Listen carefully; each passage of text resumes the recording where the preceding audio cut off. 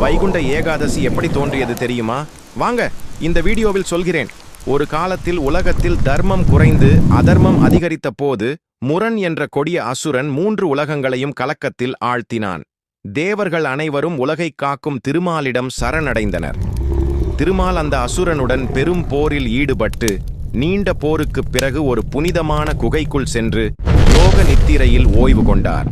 அப்போது அவரது தெய்வீக சக்தியிலிருந்து ஒரு பிரகாசமான ஒளி தோன்றி ஒரு தெய்வீக தேவியாக உருவெடுத்தது.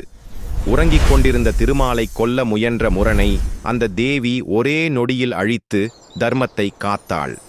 இதைக் கண்ட திருமால் மகிழ்ந்து அந்த தேவியை ஏகாதசி என்று அழைத்து இந்த நாளில் மனம், உடல், எண்ணங்களை கட்டுப்படுத்தி விரதம் இருந்து இறைவனை நினைப்பவர்கள் பாவங்களில் இருந்து விடுபட்டு அமைதி, ஞானம், இறுதியில் மோட்சம் பெறுவார்கள் என்று அருளினார்.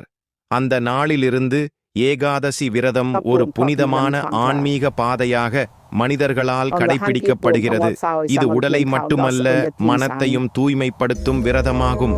நாராயணனை உண்மையாய் விரும்புகிறவர்கள் கமெண்டில் ஓம் நமோ நாராயணா என்று எழுதுங்கள்.